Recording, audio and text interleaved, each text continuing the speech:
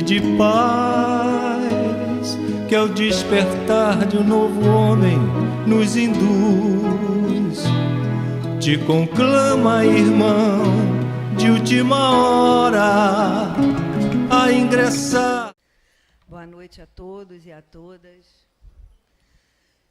Rogamos ao Senhor da vida que não só nos intua, como nos proteja a todos e a todas, e em especial nesta noite, que Ele proteja a todos aqueles que nesse momento velam pelos seus entes queridos, a todos aqueles que por algum motivo não puderam velar, que apesar de nós estarmos numa doutrina que não só consola, mas como nos esclarece e elucida de que estamos num corpo, mas não somos corpo, ainda trazemos em nós marcas do passado, de experiências vividas, que fazem com que a gente sofra, porque a gente ainda entende como perda.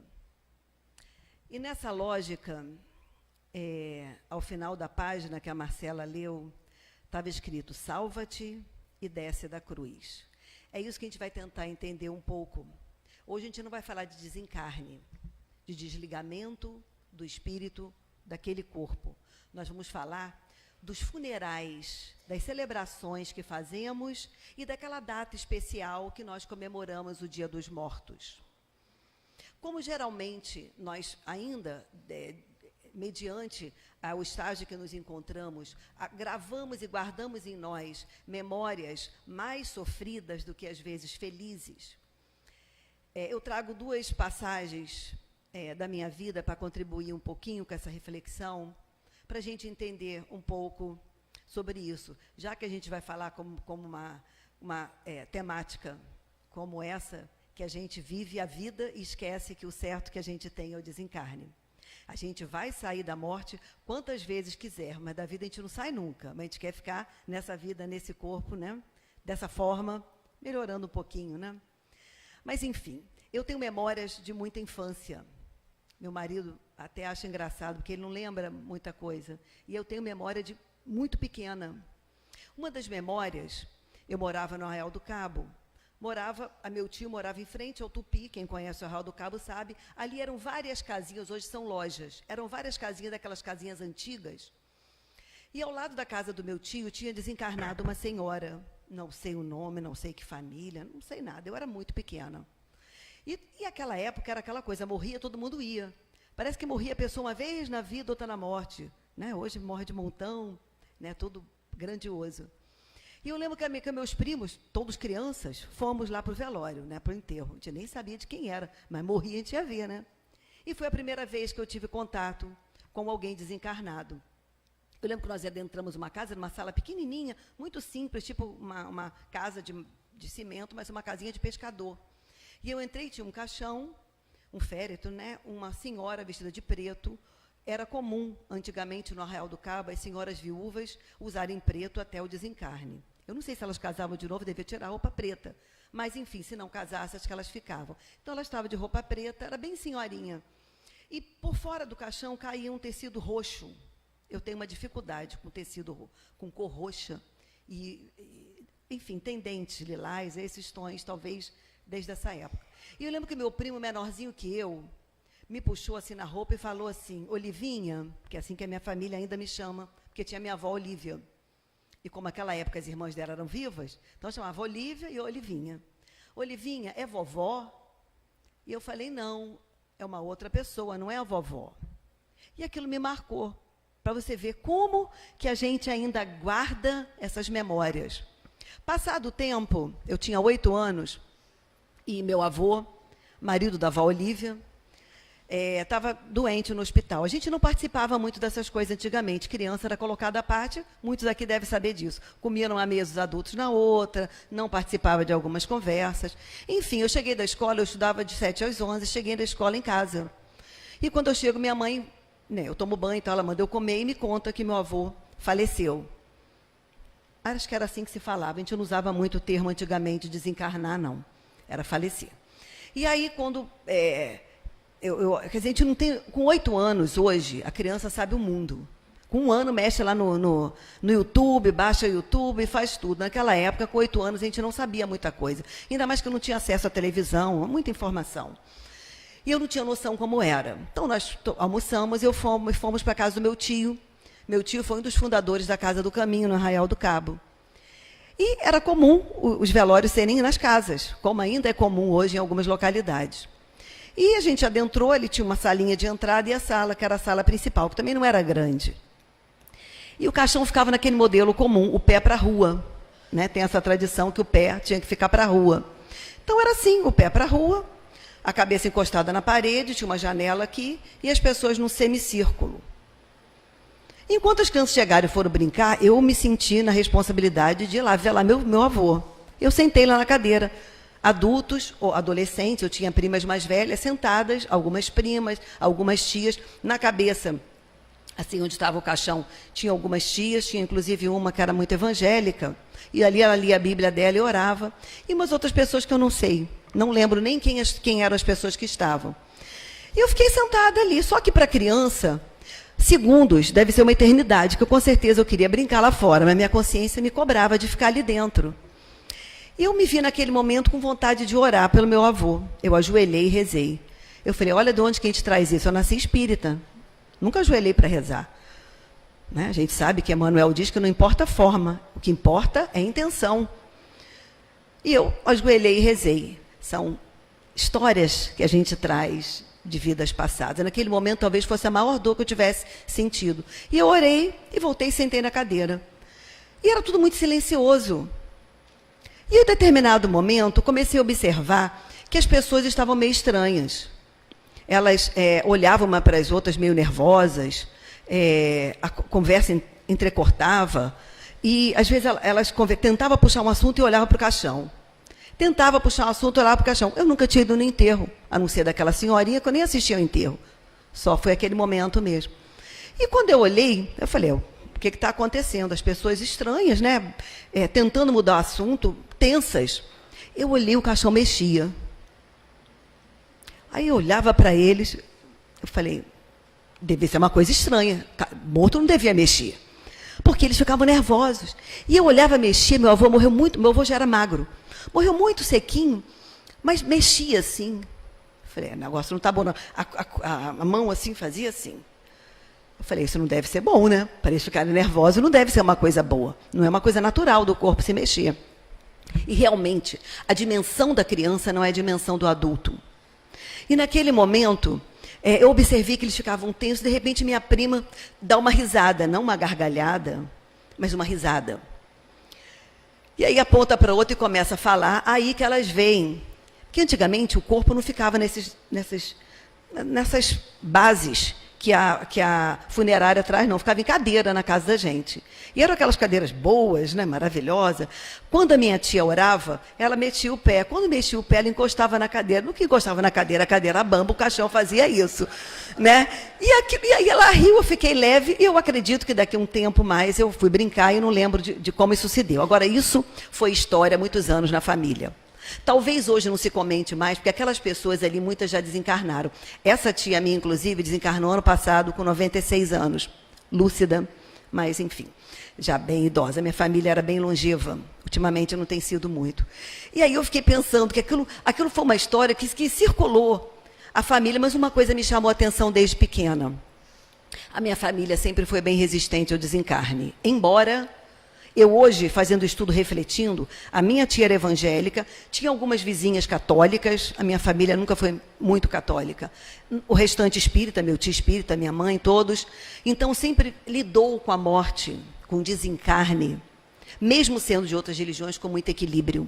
Essa minha tia, que desencarnou ano passado, ela perdeu um filho com 6 anos de idade, cuidado, super cuidado, que ela sempre foi uma mãe muito zelosa, mas quando tem que ser, acontece. O portão se abriu, ele foi atropelado e desencarnou. E antes dela desencarnar, ainda perdeu uma filha. Então, assim, aquilo me chamou a atenção e marcou a minha vida. Eu lembro de vovô de várias coisas, dando bala, mas eu lembro de vovô nesse momento. Às vezes a gente ri, brinca, eu comento com ele mentalmente, faço uma prece, mas eu lembro muito disso. Uma outra coisa que me lembra é que quando eu estava na hora do enterro, porque a criança ia nessas coisas, na hora lá de enterrar, eu lembro que eu cantarolei uma música. E eu lembro de uma amiga de escola falando, credo, nem sente dor pela morte do avô ficar cantando. Mas eu não cantei de euforia. Eu cantei porque era a forma que eu tinha de externar a dor. E eu fiquei pensando, como os indígenas talvez façam, a gente era uma criança. Então, por que eu trouxe essas histórias? Acho que para dar uma leveza no assunto que a gente vai falar, e porque realmente essa história foi muito importante na minha vida e para a gente ver o quanto de memórias que a gente traz. E muitas das vezes elas são vinculadas ao que nós chamamos morte. A nossa temática de hoje, ela, como eu falei, ela não está ligada ao desligamento do espírito do corpo, mas às festas, às festividades, às comemorações que a gente faz. Bem, então nós estamos no livro 2 do Livro dos Espíritos, Mundo Espiritual ou dos Espíritos. Nesse capítulo 4, que fala da vida espiritual, com as questões 320 e 329, que tem como tema comemoração dos mortos e funerais. Então, quer dizer, é aquela festividade do dia de finados e os próprios funerais. Aí na questão 320, Kardec pergunta aos espíritos, os espíritos são sensíveis à saudade dos que os amavam na Terra? E os espíritos respondem, muito mais do que podeis julgar.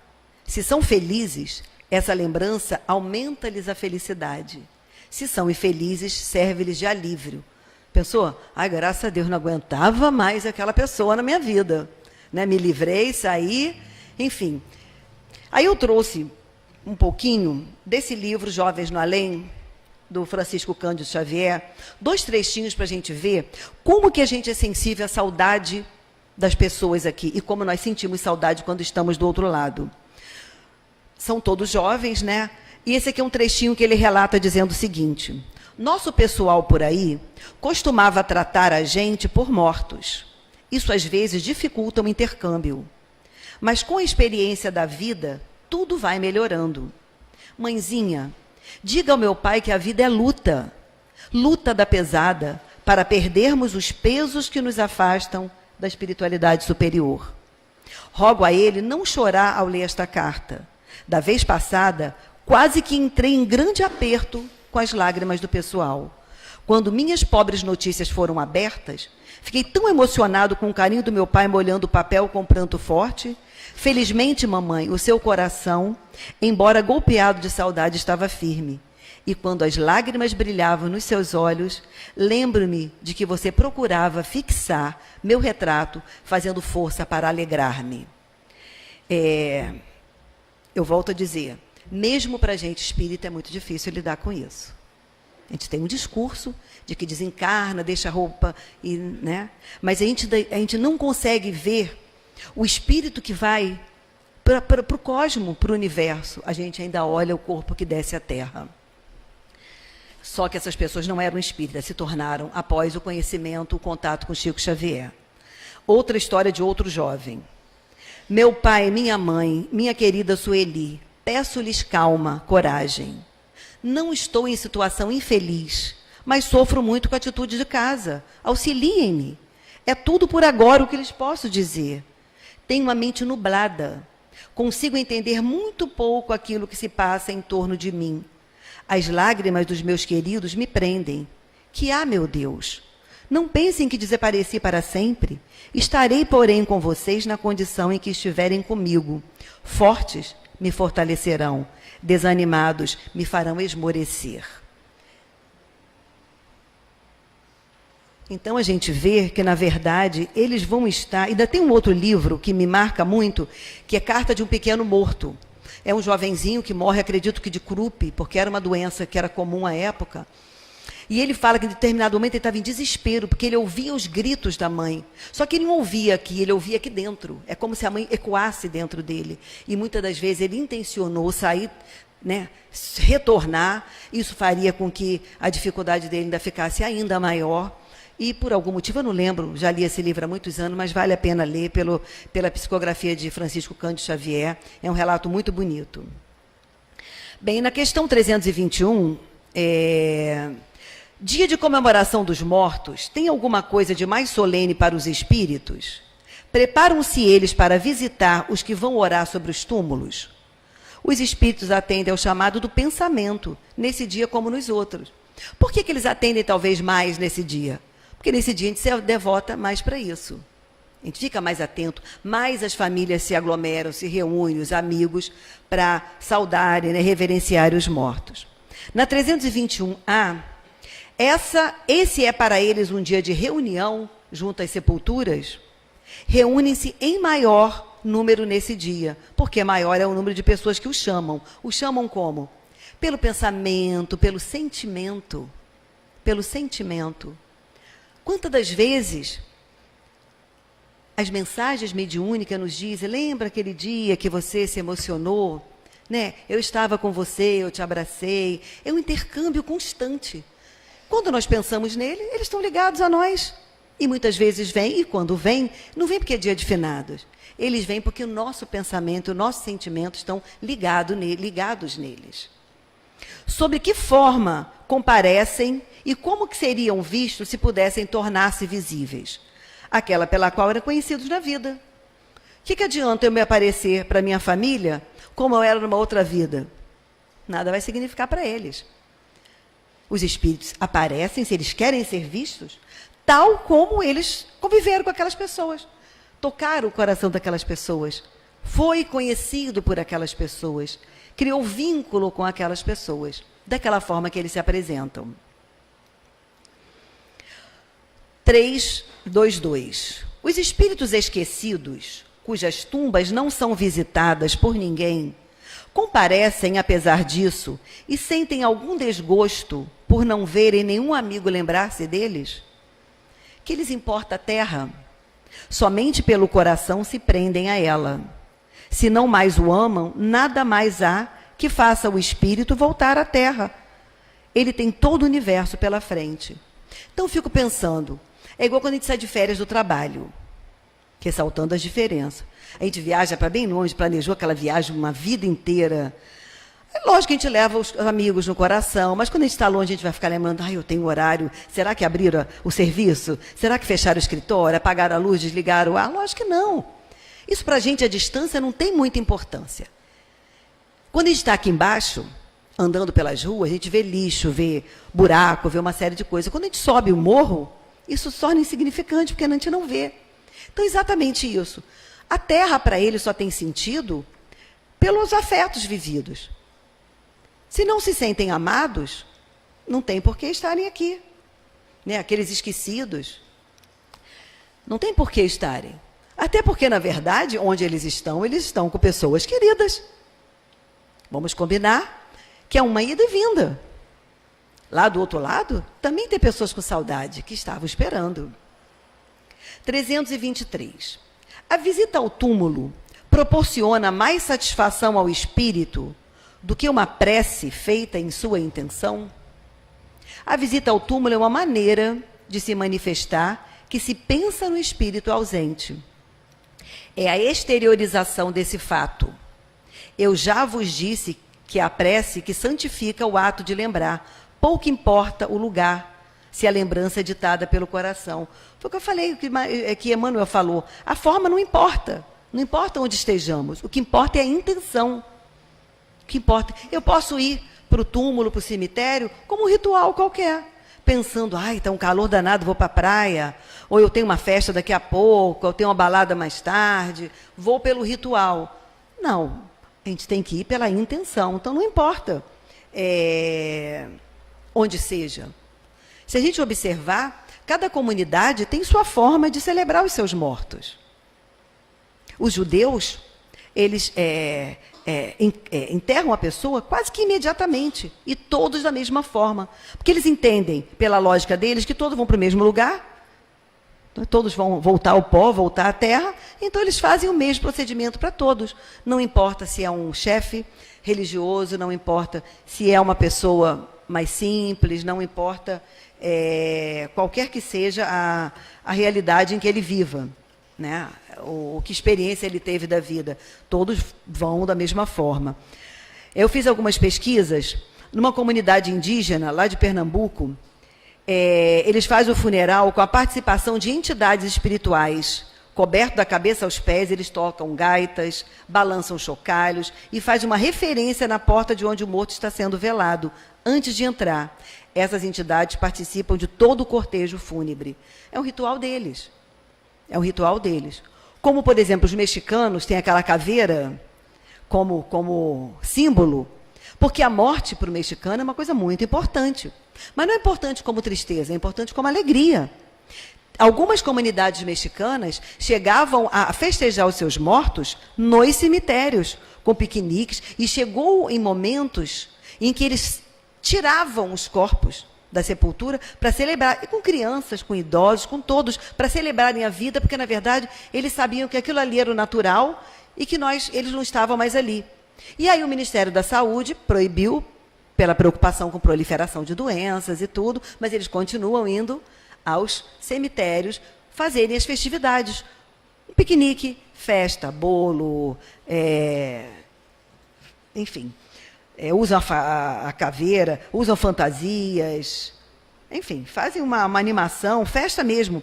E, na verdade, essa festa, o Dia de Finados, foi considerado pela Unesco como Patrimônio da Humanidade. Então, uma coisa assim bem interessante, porque, de certa forma, trabalha a criança, desde pequeno, para lidar com a perda, sem ser perda. Como o Divaldo fala numa das palestras dele, ele falou, gente, ninguém perde ninguém. Primeiro, que ninguém é dono de ninguém. Segundo, que ninguém está perdido. Ele desencarnou. Saiu, só que como a gente não vê com esses olhos, a gente tem ainda esse sentimento de posse, a gente ainda tem dificuldade de lidar. Eu digo a gente, todos nós, né? Talvez uns mais que os outros. Os espíritos das pessoas homenageadas com estátuas ou monumentos assistem às inaugurações e as veem com prazer. Às vezes a gente vê, enfim, nas praças, aquelas estátuas, pessoas importantes, né, que fizeram grandes feitos para a cidade, ou para o Estado, ou para o país, ou para a humanidade. Será que quando eles têm uma festividade, ou às vezes uma escola que tem o nome da pessoa, né, um posto de saúde, como é que eles veem isso? Engraçado que Kardec é uma figura muito... A gente se surpreende com Kardec ainda, cotidianamente, porque ele não deixa de perguntar nada. Ele não deixa de questionar nada, ponto nenhum, para nos trazer o consolo e a explicação, através da explicação. Aí diz, os espíritos respondem, muitos as assistem, quando podem, mas são menos sensíveis às honras que lhes tributam do que às lembranças. Para eles, aquilo ali não é uma vaidade. Aquilo não tem mais sentido. Agora, tem sentido para alguns espíritos se o espírito for inferior. Quanto mais na condição inferior o espírito for, mais ele está ligado às coisas materiais. Depois, não. Nós estamos ligadas pelo sentimento, pelo afeto. Eu fico pensando, às vezes a gente reclama de alguma coisa que falta, ou enfim, que a rua está assim, está assado. Quando a gente vai uma coisa maior, aquilo não fica em menor escala, não tem sentido mais para a gente. Isso é uma dimensão pequena. Vamos tentar dimensionar um ser humano que está sobre uma cama, às vezes anos, décadas, sofrendo, e que se vê liberto. É de um bem-estar enorme, de uma sensação de plenitude. E a gente vai ver que a gente tem um relato da doutrina espírita, que é o irmão Jacó, através do livro Voltei, que relata com clareza, a gente vai ler alguns trechos, o próprio doutor Bezerra de Menezes, que relata como se deu o passamento dele, o despertamento na espiritualidade. Então, algumas coisas não têm sentido, porque é alguma coisa muito maior. A gente não pensa em pequenas montas. Eu fico sempre pensando, hoje é dia 6 de fevereiro de 2019. A gente nunca lembra o que nós estávamos fazendo no dia 6 de fevereiro, por exemplo, do ano 2000, lembra? Passou. Coisa pequena monta, coisa pouca. É isso. Essas honrarias nada servem à medida que o espírito evolui e vê que essas coisas físicas e materiais não têm mais sentido. Aliás, não tem sentido algum para o espírito. De onde pode vir para certas pessoas o desejo de serem enterradas antes no lugar do que noutro? Eu quero ser enterrado em Paris, lá no Père Lachaise, junto com Allan Kardec. Por que vem? Por que acontece isso? Voltam a ele com mais satisfação após a morte? E essa importância dada a uma coisa material é sinal de inferioridade do espírito? A afeição do espírito por certos lugares é inferioridade moral. Aquela pessoa que naufraga, que não pode ser enterrada. Aquelas pessoas soterradas que não foram enterradas. Né? As pessoas que desaparecem, que a gente nunca mais vê. Quedas de avião, caem no mar, nunca são encontradas. O que representa um pedaço de terra mais do que outro para um espírito elevado? Nada. Nada sabe ele que a sua alma se reunirá aos que ama, menos que os seus ossos estejam separados? Não importa se o osso está junto, se a carne está junto, se vai enterrar tudo. O que facilita é o seguinte, comprar um túmulo hoje é uma facilidade, porque é difícil de enterrar para caramba. Além de caro, é difícil para caramba, não tem mais terra para enterrar ninguém não, gente. E esse nosso solo da região, por ser muito salgado, tem muita dificuldade de decomposição do corpo. Então, ter lá o túmulo da família é uma coisa até importante, da segurança, da tranquilidade. Agora, o que importa se está ali? Se morreu num lugar longe, não tem como. Se precisou ser cremado, faz diferença para o espírito? Nenhuma. Isso não faz diferença, como eu falei, é de pequena monta. Para o espírito não tem sentido algum. Voltamos a lembrar. E aquelas pessoas que desencarnam, ou que a gente nem sabe se desencarnaram, porque nunca mais vimos fisicamente o corpo. A reunião dos despojos mortais de todos os membros de uma família deve ser considerada como uma futilidade, que eu acabei de falar. Botar num túmulo todo mundo reunido ali é uma futilidade? É uma coisa desnecessária? Não. É um costume piedoso e um testemunho de simpatia pelos entes amados. Se essa reunião pouco representa para os espíritos, é útil para os homens. Suas recordações se concentram melhor. Se é dia de finados, eu quero lá fazer uma prece, eu vou ser que todos estão ali. A gente já faz a prece, já não esquece de ninguém. Sempre que tem desencarne que eu vou ao cemitério do Arraial do Cabo, é hábito da minha família colocar as fotos no túmulo. Aí eu não esqueço quem está ali, porque, gente, chega uma hora que a gente esquece, vai morrendo um monte de gente. Né? Família muito grande. E a gente olha e lê, meu Deus, olha que barato vovô, minha tia, né? Como que ela está bonita nessa foto. E a gente vai emanando para eles pensamentos generosos, de saudade, mas não de desequilíbrio, de saudade afetiva, de acolhida. Naquele momento a gente se sente acolhida por aquela memória e eles se sentem acolhidos também, porque eles também sentem saudade da gente. Embora eles possam viver a gente, eles têm saudade da gente. Em cima de alguns cemitérios, tem alguns dizeres que, inclusive, virou um filme muito interessante, feito por alunos de uma universidade do Rio Grande do Sul, que é assim: nós que aqui estamos, por vós esperamos. Não gosto muito disso, não. Mas quando eu leio, dá um negócio assim, sabe por quê? Olha, que é uma coisa que me matava, a gente adorava sair para viajar. Viajava, quando chegava domingo, descia Joaquim Nogueira, dava de casa com a funerária, eu tinha que ver aqueles caixões. Aí, caí em mim, que a vida não é balada, não é festa, que aquela é a verdadeira vida. Né? Então, dava um choque de realidade em 2 segundos. Né? Então, nós que aqui estamos, por vós esperamos. E é muito interessante, porque esse filme, ele parte da história das pessoas, não assim, nasceu em tal lugar, ele parte a história de pessoas anônimas, que se tornam valorosas pelo filme, a partir das lápides dos túmulos. E é uma coisa muito interessante, porque visitando o cemitério, você descobre que, nossa, que seu amigo morreu, você nem sabia. Que o pai do seu amigo morreu, você nunca nem ouviu falar. Né? Porque o carro, quando passa anunciando, você ouve quando você não está para ouvir o carro. Aliás, aquele carro é tudo, né? Dá um frio assim por dentro, você tem medo de ouvir, mas ele te mostra que algumas pessoas desencarnaram até para a gente ir lá. Dá um abraço na família. Né? Às vezes eu ouço as pessoas falar, morreu fulano, eu fiz uma prece aqui por ele, mas eu não vou lá não. Eu falei, mas por que você não vai? Está com algum problema? Não gosto de enterro. Eu falei, eu adoro. É minha festa, adoro ir. Eu falei, amigo, se ninguém for, o cara vai se enterrar sozinho? Vai rolar? Ou vai largar na mão da prefeitura para carregar o cara? Quando a pessoa é indigente, acaba acontecendo isso, né? A pessoa fala, eu não gosto de enterro de velório. Eu falei, mas eu adoro. É uma coisa tão feliz, que bacana. Eu vejo um monte de gente. Gosto nada, lógico que eu não gosto. Lógico que não. Mas a gente não tem que ir, pelo menos para abraçar as pessoas. Não digo ficar lá, né? Mas para abraçar, para estar junto. Vamos seguir. A alma que volta à vida espiritual é sensível às honras que tributam aos seus despojos mortais? Quando o espírito já chegou a um certo grau de perfeição, não tem mais vaidade terrestre e compreende a futilidade de todas as coisas. Quando a gente vê, me ocorreu isso agora, as fotos da Merlin, uma mulher linda, que até hoje é mito, símbolo para um monte de gente.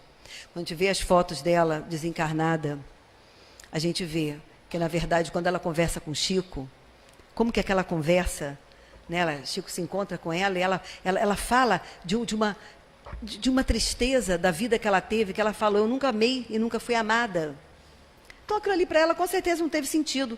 Que talvez a beleza fosse o atributo que ela menos quisesse na vida, porque ela queria ter tido outras experiências mais eternizadas, né? Sabem, porém, que frequentemente há espíritos que no primeiro momento da morte gozam de grande satisfação com as honras que lhe tributam, ou se desgostam com o abandono a que lançam o seu envoltório, pois conservam ainda alguns preconceitos deste mundo. Por conta disso que eu estava falando anteriormente. A gente vem de religiões que talvez fosse comum assim, se você tem um enterro cheio, você é muito amado.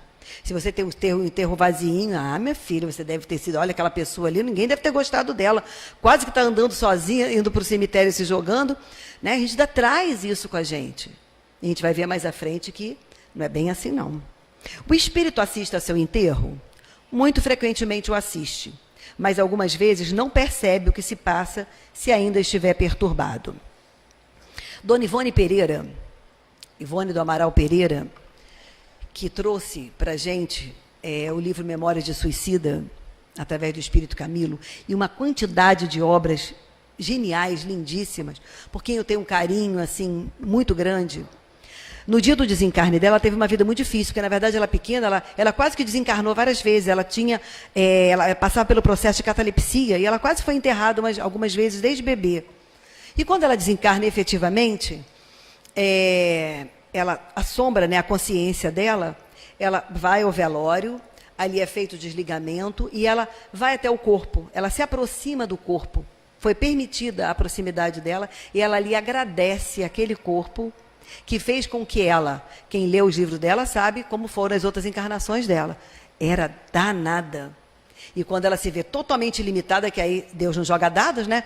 Deu uma vida difícil lá para ela, ela queria casar, não conseguiu, tirou as facilidades dela, e ela pôde, pela disciplina, pela escolha, que aí ela fez uma nova escolha, pela boa escolha, através de uma mediunidade gigantesca, fazer uma obra de arte, deixar uma obra de arte na vida. E naquele momento ela agradece aquele corpo, porque foi aquele corpo que fez com que ela descobrisse efetivamente a vida eterna, Jesus, o amor, se desprendesse das coisas da vida. Dr. Bezerra também tem um relato muito bonito, em que, relato do desencarne dele, que quando ele desencarna, atordoado ainda, segundo Divaldo Franco, atordoado, ele vinha de uma doença que o acometeu de forma muito severa, muito difícil. Ele acordou num local de tratamento, de acolhimento, como um hospital, um quarto de hospital, e naquele momento, Celina, que é a mensageira de Maria, mãe de Jesus, estava ao lado dele, e ele, acolhido por ela, e ele ouve vozes e cânticos maravilhosos. Ele fala, o que é isso? E Celina fala, vem aqui, o ampara ou ampara. Nós não estamos falando de nós, não. Estamos falando de Dr. Bezerra de Menezes, com essa obra magnânima. O ampara, e quando o amparo leva à janela, e ele olha uma multidão enorme de pessoas cantando, de uma vibração linda. E ele fala, o que é isso? E ela fala, são as pessoas familiares e pessoas que você atendeu ao longo da sua vida, que vieram aqui lhe homenagear. Eles ouviram, porque as notícias no plano espiritual e mental, né, o negócio é rapidinho, olha o Wi-Fi, um espetáculo, mas não tem nem problema. Rapidinho, chegou e eles se organizaram e foram para lá render homenagens àquela alma que esteve na vida só doação para aqueles mais necessitados, aqueles mais sofredores, aqueles mais doridos da vida. E ele falou, eu não sou merecedor. eu não sou merecedor. Né? E ele falou, eu não sou, eu não sou merecedor de tudo isso. Né? E um dia depois do sepultamento dele, ele vai à Federação Espírita Brasileira e dá a primeira mensagem. E Divaldo fala uma coisa que eu nunca havia pensado. Ele diz que como Jesus, ele falou, ressaltando as diferenças, era como se houvesse uma ressurreição. Né? A simbologia da ressurreição, quando aquela pessoa que eu tive como morta, vem e diz, oh, eu não morri, eu estou vivo. E eu estou feliz, estou mais leve, estou melhor. Estou mais feliz. Fica o espírito lisonjeado com a concorrência ao seu enterro? Mais ou menos o sentimento que provoca essa concorrência. Vamos pensar o que é concorrência. Eu morri, ninguém foi no meu enterro. Eu falei, caraca, nem o pessoal da casa espírita. Eu falei, putz. Mas há pessoas que, por algum motivo da vida, não têm. Né? E o Kardec pergunta, eles ficam lisonjeados quando a concorrência é grande? Meu Deus, olha, meu enterro, sinto muito, foi melhor que o seu. O meu teve não sei quantas pessoas, gente daqui, até gente do exterior para o meu enterro. E outro fala, o meu não teve não. Que diz que é comum. Né? No outro lado, eles conversaram, você morreu de quê? Morri disso, morri daquilo. Né? A André Luiz fala que é comum isso. E eu trago para vocês alguns relatos de Frederic Figner, o irmão Jacó, que escreveu esse livro, voltei, que eu peguei emprestado ali para mostrar para vocês. Já tem capas novas, mas o meu é assim. E quando a gente lê a história dele, que relata que ele chegou enfraquecido na espiritualidade, ele quando estava com o doutor Bezerra de Menezes, Bittencourt Sampaio, outros espíritos, né, generosos, já de escola, estavam todos iluminados, ele estava ali, opaco, ele morria de vergonha, porque ele fumava, e aí ele, toda hora quando ele viu o cigarro estava no dedo dele, porque ele plasmava, e ele morria de vergonha.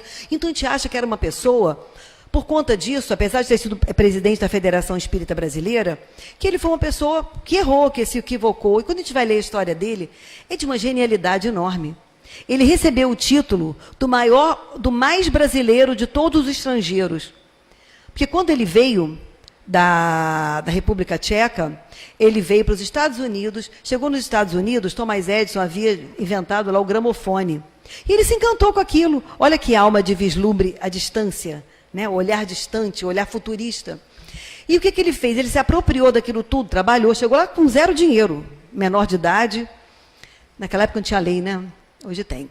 Mas, enfim, mesmo assim, as crianças, os adolescentes não andam por aqui, por ali, com liberdade. E aí ele foi, trabalhou, comprou o gramofone, comprou os acessórios lá de fazer som, que eu não sei quais eram, e veio para o Brasil. Ele veio inicialmente para Belém. E relata a história dele que ele andou por vários locais. E olha que coisa interessante. Ele andou pelo Brasil mostrando ao Brasil o gramofone, levando aquela genialidade para os brasileiros. E ele abriu, eu até anotei aqui, ele trouxe o fonógrafo, né? Fonógrafo, não é gramofone, não. Ele criou a Casa Edison, ele criou o Deon. Ele criou a casa dele, ele fez uma casa, ele, né, se tornou uma pessoa de grandes posses, fez uma casa muito interessante, muito boa, mas sem luxo. Uma casa com o olhar de quem tem esse olhar futuro. Que com a época de doença, uma febre que assolou o Brasil, ele fez da casa dele hospital. Ele ajudava milhares de pessoas. O retiro dos artistas foi doado por ele. Porque ele, quando viu que naquela época não tinha direito, não tinha INSS, não tinha nada, os artistas não podiam trabalhar, morriam de fome, jogado em qualquer lugar, criou o retiro dos artistas. Então, assim, uma pessoa que fez um trabalho, fora o trabalho na doutrina espírita, que foi magnânimo. Magnânimo. Mas ele entrou muito frágil na vida espiritual. Ele já havia... quando ele desperta, ele encontra o irmão Andrade, que era o mentor espiritual dele, e a filha Marta, que havia desencarnado muito tempo antes. Um espírito muito bom, já muito iluminado. E ele relata, então, que quando ele tinha sido desligado, ele sentiu um abalo. Ele falou, eu senti um abalo que me revolveu o ser. Supus haver sido projetado a enorme distância, como se ele tivesse sido jogado por uma catapulta que tivesse o impulsionado. Ampararam o irmão Andrade e a Marta, a filha dele, ampararam com mais força. Julguei chegado o momento de outra morte. Ele falou, será que eu vou morrer de novo? E aí o doutor Bezerra apareceu, perguntou se os três estavam bem, abraçou, né, os três, enfim. Aí ele falou, o meu corpo espiritual fora como que um balão cativo. Aí que eu entendi, um balão. Como que fica o balão? O balão está aqui, fofinho, mas ele está preso na mão de alguém. Quando eu solto, ele faz isso, não é isso? Então, o que ele sentiu foi como se ele fosse um balão que, naquele momento, tivesse, quando houve o desligamento, ele tivesse sido impulsionado. Aí ele começou a pensar com clareza, se movimentar sem muitos obstáculos, com as faculdades mais precisas. Aí o doutor Bezerra esclarece que, na maioria dos casos, não seria possível libertar os desencarnados tão apressadamente. Né, que a rápida solução do problema dependia da vida mental e dos ideais que liga o ser à vida terrestre. Então, na verdade, depende da evolução de cada um de nós.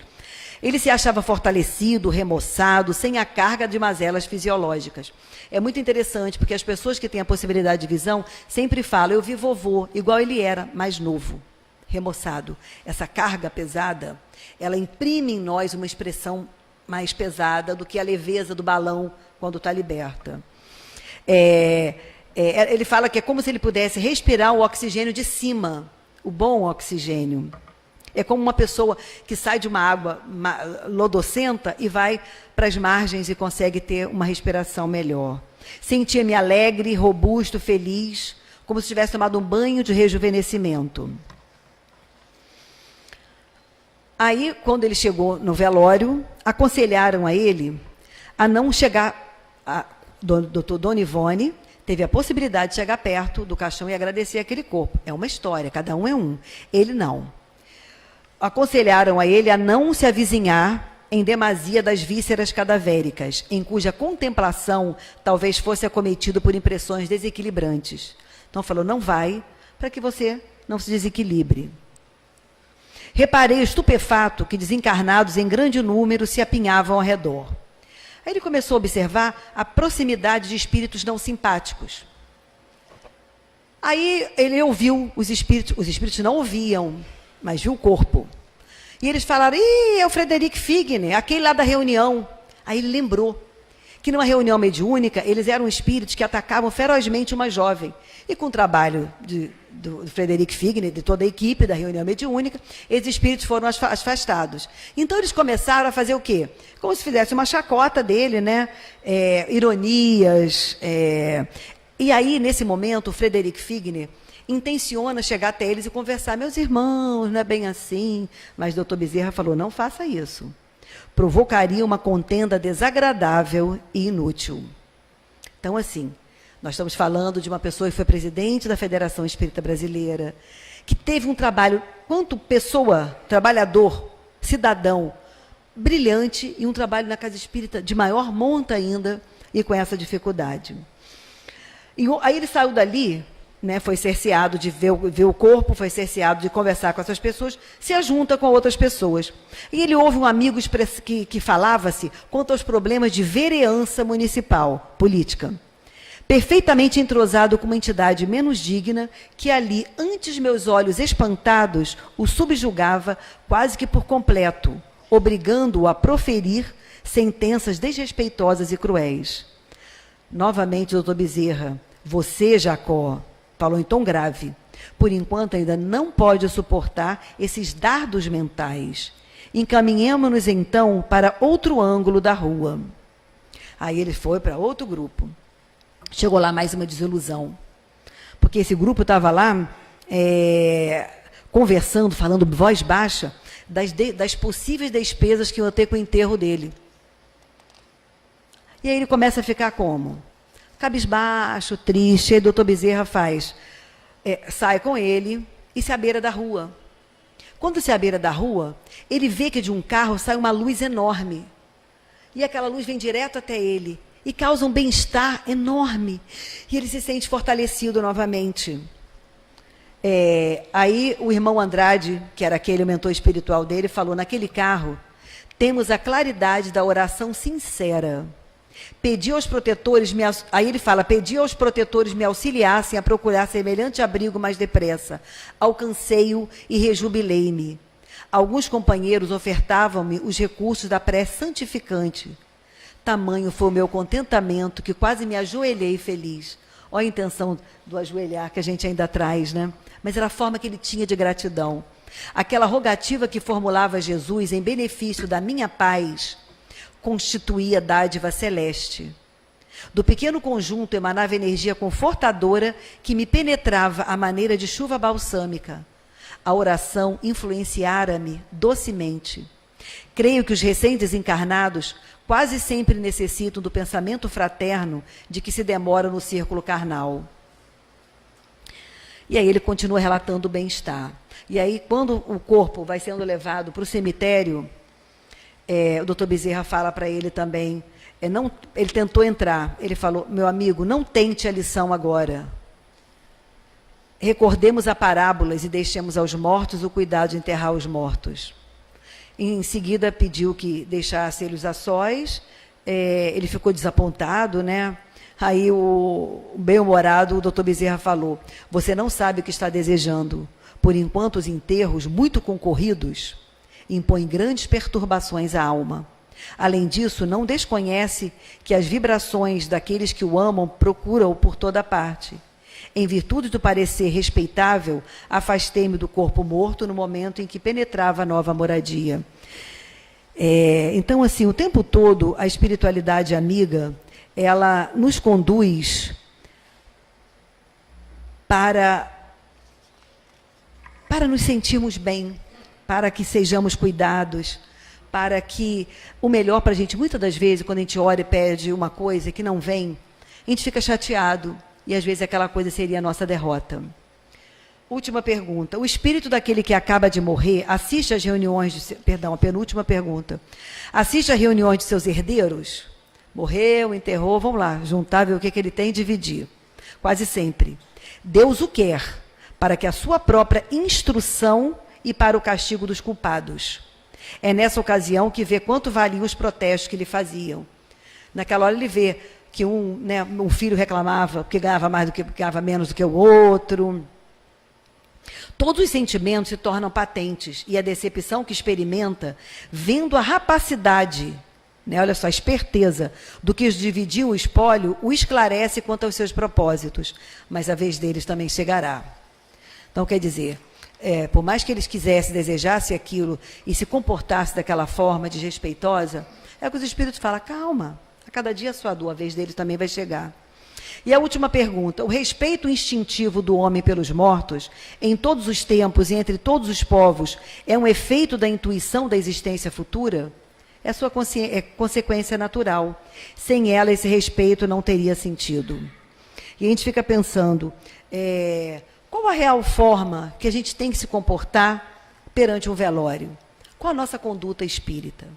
Antigamente a gente via que as pessoas iam para os enterros de roupa preta, e muitos só podiam entrar de terno, gravata.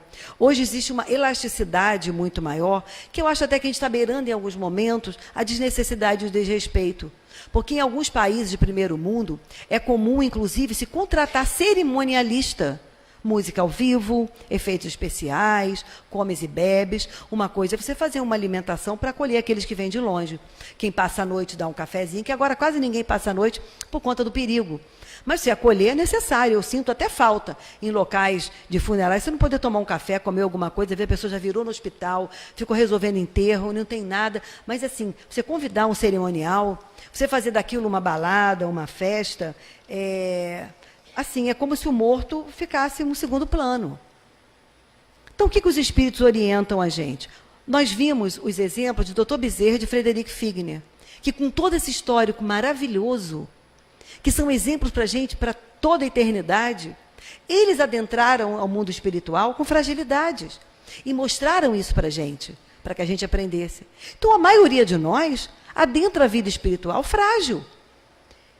E como quase todos estamos durante o nosso enterro, porque muitas das vezes não é instantâneo que há o desligamento ocorre ali, qual o nosso procedimento perante os encontros de funerais? Se não da prece, da música, do pensamento no bem, evitar conversas fúteis, evitar conversas políticas, evitar conversas de contenda, de risadaria, e falar assim, ele era tão bom, mas... Aí vem aquele mais era grosso. O espírito está ali, está sofrendo.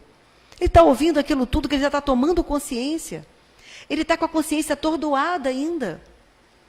Está tentando se conectar com a espiritualidade maior, no sentido dele se fortalecer.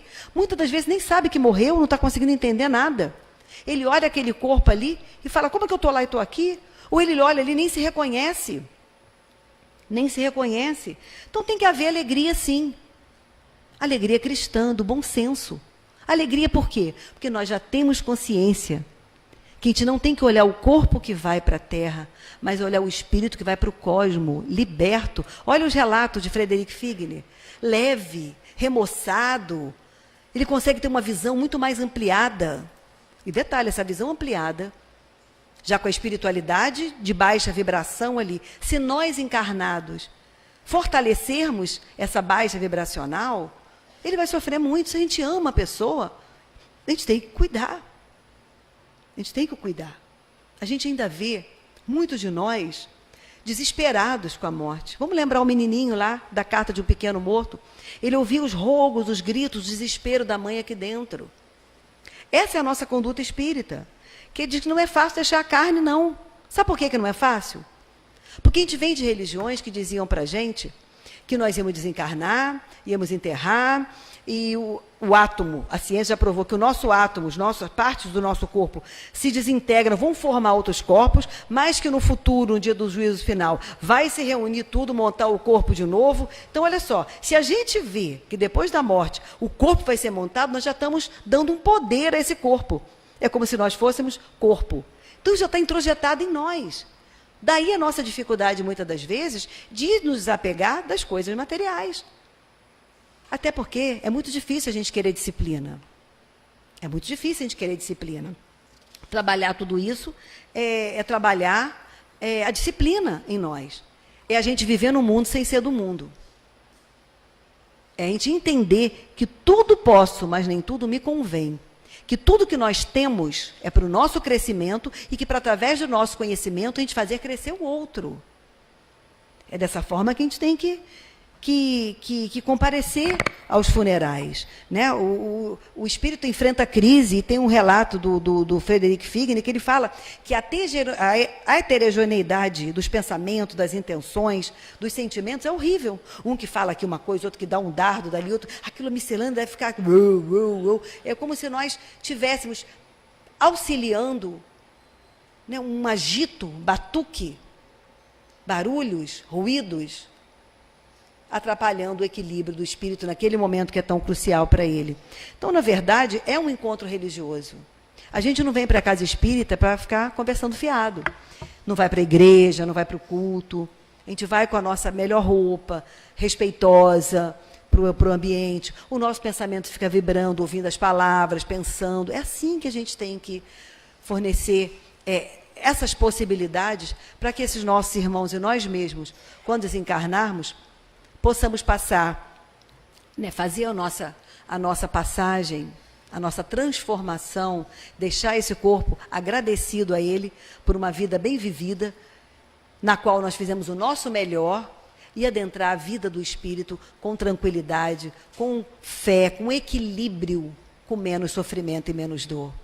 Por isso, oremos muito pelos nossos irmãos que estão desencarnando em condições de mortes coletivas, em condições de mortes violentas. Oremos por todos, pelos familiares, por todos. E oremos para que haja paz no mundo, para que nós possamos ser exemplos vivos da paz que nós queremos em nós.